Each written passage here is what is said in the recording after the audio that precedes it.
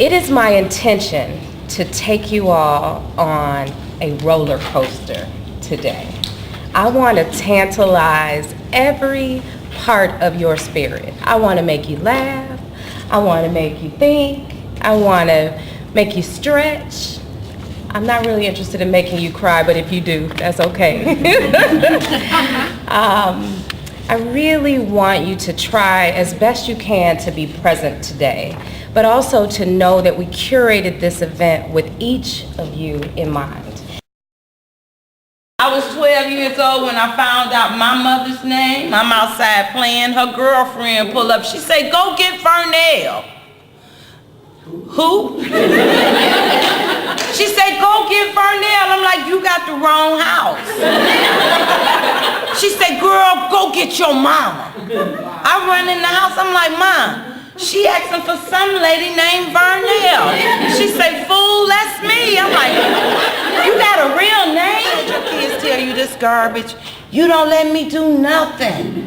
I told her, I said, "You got it twisted. You don't let me do nothing."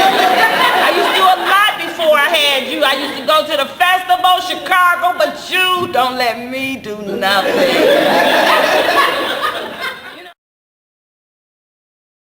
But for those of you who have ever sat in front of an advisor, the goal that they've always kind of nailed down to you is you got to grow that net worth figure, right? Count up all your assets, count up all your liabilities, and you want more assets than liabilities so that you have net worth.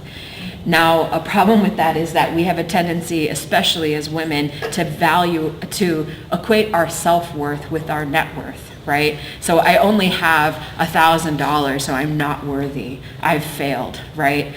So you can see how there's all kinds of problems with valuing our world just in dollar terms and net worth. Shifts in your life. Okay. We have a tendency to just sort of deal with that and then like eventually hit a breaking point where we're like, screw, you're out. But really, if we had investments in investment accounts and we were consistently losing money every year on it, wouldn't we be like, this has got to stop, We've been having conversations, calling the advisor, I think I'm selling this is crap, you would not have these toxic junk assets on your balance sheet for too long. You'd get sick of it. Relationships are the same way. So you really want to look at what is your return on investment on the relationships and the time and attention that you are investing in other people. Okay, secondly, let's talk about livelihood. This is the best word we could come up with to describe what's really a trio of concepts. The first is, these are the three things that lead to ultimate satisfaction, okay? The first is that you have autonomy. So these are the three things that you're looking for in your livelihood that will lead to ultimate satisfaction. And this is according to studies that have been done on this. The first is autonomy, which means that you have the freedom to think, do, dream, plan, experience in your profession, right? The second is that you have mastery. You have the ability to become a master of what you do. You get real good at what you know, right? The third is that you have purpose. You are working in the vein of your purpose. What does that require, though? That requires you to know what your purpose is, right? Then that's often the first step. Like, let's just figure out what the purpose is. What the hell am I doing? What's the point of what I'm doing? And the point of my life, right? So sometimes that's the first step. But when you put those three things together, autonomy, mastery, and purpose, you get ultimate satisfaction, which becomes an asset on your balance sheet. When you are ultimately satisfied, that overflows. You overflow into all other areas of your life. It has massive multiplying effect. So, right? There are three different kinds of health. There's emotional health. There is physical health. And there is mental health. And I would argue that spiritual health is really embedded in emotional and mental, and to some degree physical. It's for many of us, it is the underlying foundation of those three different kinds of health. But those three different kinds of health allow us to execute our purpose. They allow us to identify our purpose and execute on it. Is that right? We are a composite of the 5 people that we spend the most time with. Yes, if you take stock of that, if you actually write down and account for the 5 people you spend the most time with, which may be your kids, your husband, your coworkers, right? Then you look at the characteristics of all of those people, you start to see them in yourself. And if you want to change yourself, one of the things you can do is change your top 5, right? So I want to have you work on your personal balance sheet for 3 minutes, jot down some ideas, some thoughts you have, and then tear off and share. Okay?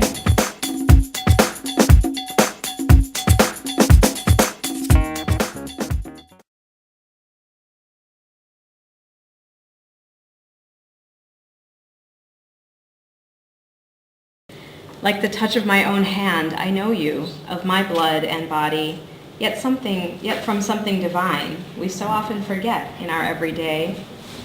Within an ordinary pause, a dream so vivid, I wonder if I sleep, though my eyes stretch open, awed by the impossibility of you inside me. How do I contain you spilling out of my heart, each euphoric surge, pure, inspiring, flooding my being? This momentary oneness imprinted on my soul, a new understanding of love.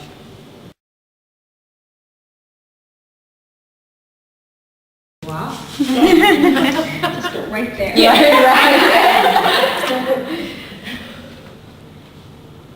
right. Okay, I'll start, I guess. I have a 15-year-old daughter, and my daughter is absolutely beautiful to me. However, there was a time when she had some self-esteem issues. And so we did talk about what this thing, power, is all about. And so I guess I can answer the question, and some things that I told her is, if you don't believe in yourself, if you don't love yourself, and you're listening to all this other garbage people are giving you, then you are giving away your power.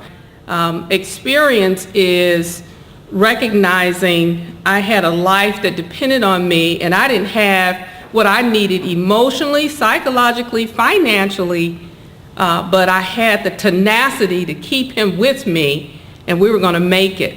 And then all of these things happen, like going to school, moving up here, getting married. All these things happen, which thrust me into an environment that was so different from what I knew as a young person growing up. So what I want to say is that, it's not where we come from that determines or defines us, is where we want to go.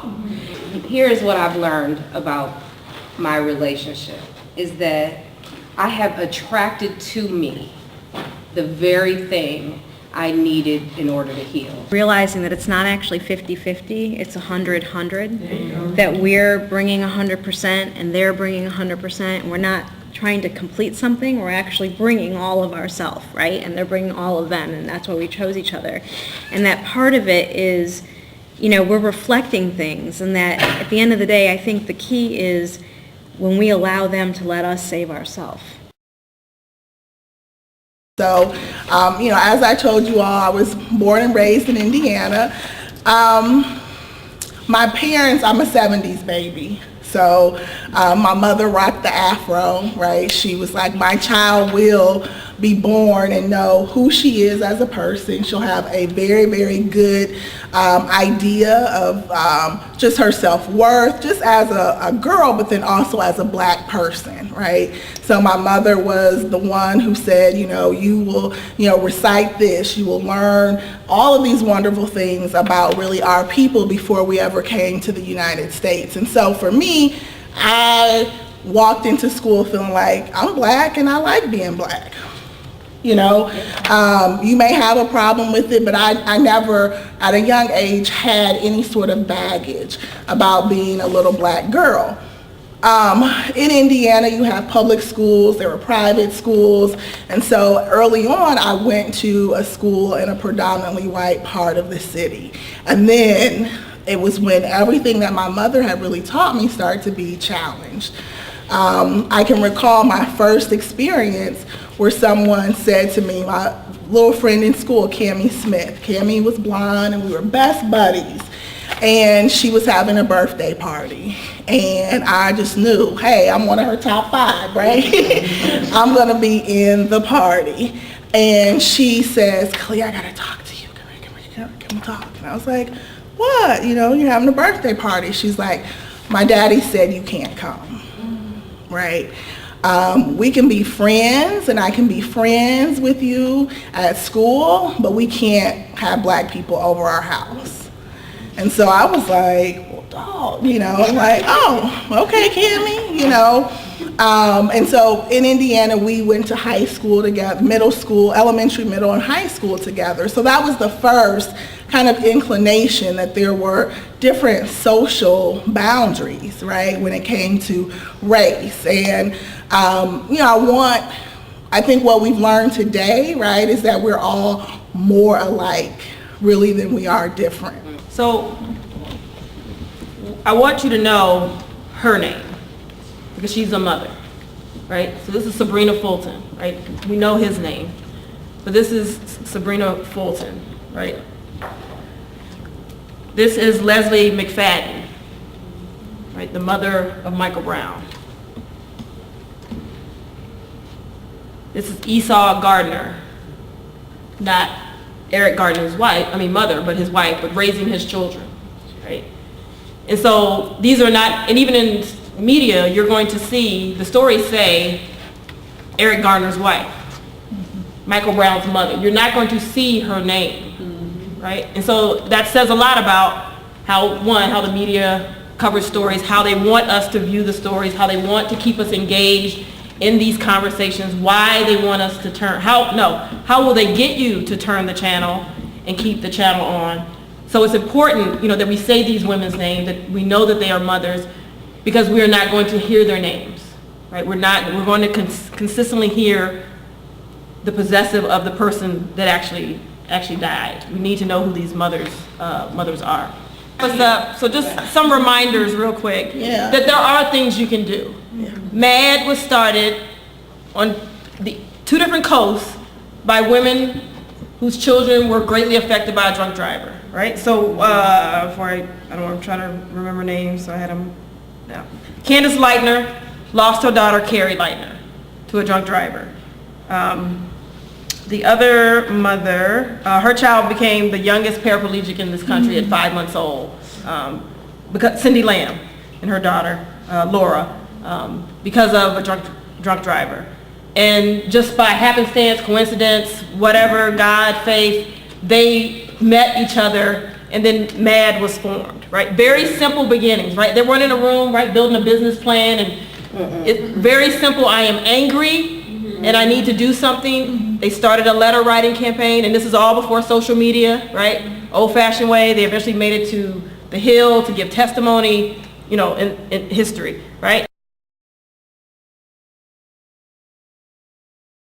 But I speak only as a reminder to other queens. Remember who you are and whose you are. Thank you.